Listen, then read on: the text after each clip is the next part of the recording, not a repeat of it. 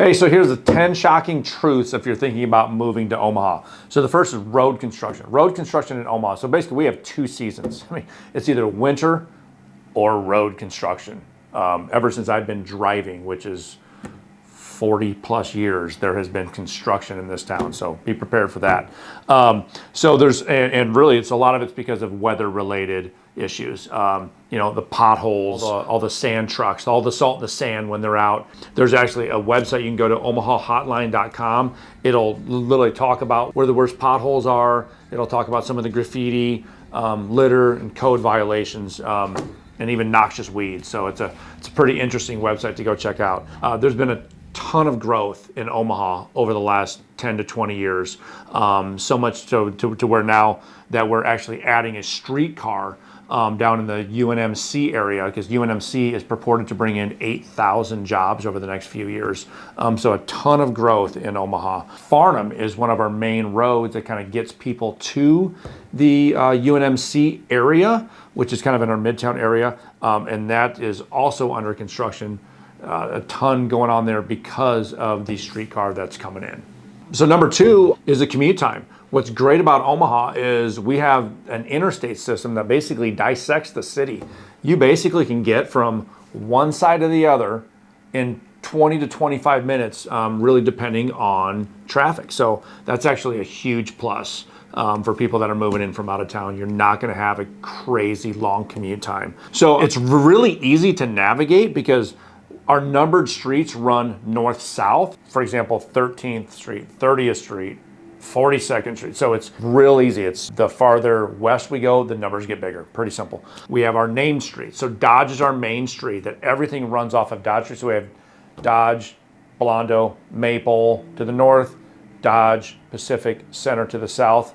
Really, really easy to work off of Dodge Street because if it's 1,000 blocks south, that's basically Pacific Street. So very, very easy to get around. The only thing that you really need to know when you're on Dodge Street, which is our main street, that you cannot turn left on Dodge Street. If you do that, everyone's gonna lay on their horn on you, and you'll know that you're not supposed to be turning left. Now again, also while on Dodge Street at 72nd, which 72nd forever was really always kind of like our center of town. But we call the 72nd and East suicide lane because in the morning you can be in the middle lane heading east, but in the afternoon it's only west. So you'll see people in those lanes trying to swerve to get out. So, but if you move to Omaha, you'll figure it out.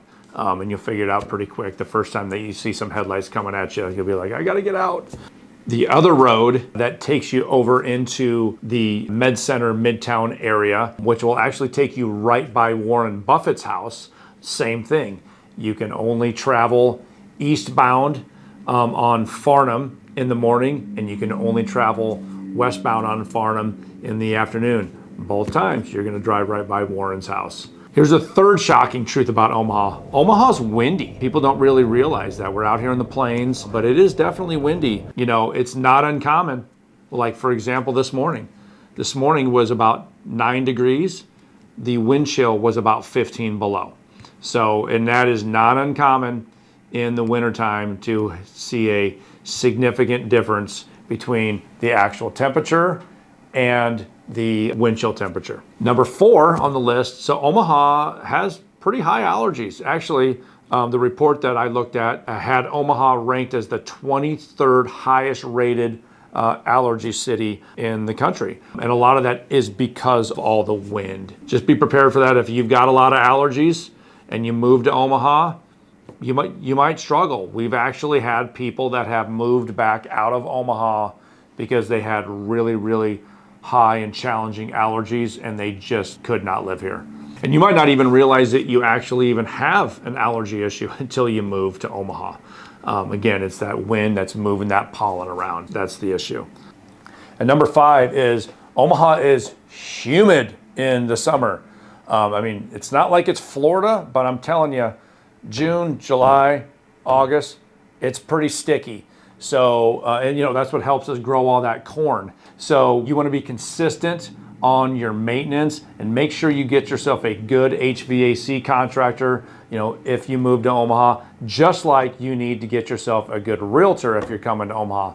My name's Todd Bartusek. I'm with Berkshire Hathaway Real Estate and the All Metro Real Estate Group, and I'm a realtor.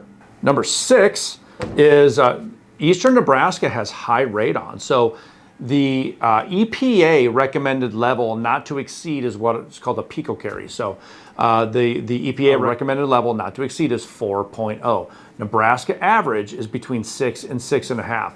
Now, it's not that big of a deal to mitigate the radon level if it is high. And so what radon is, it's an odorless, invisible gas that emits up through the ground, basically from fossils. And so they do say it's the second leading cause of lung disease behind smoking. But so really all you have to do is, if you do buy a house that has higher radon, and the radon tests are about $125 to $150. And so that when we write a purchase agreement, we make sure that it does state in the contract that if the radon level comes in high above that 4.0 picocarry, that the seller has already agreed to install what's called a mitigation system.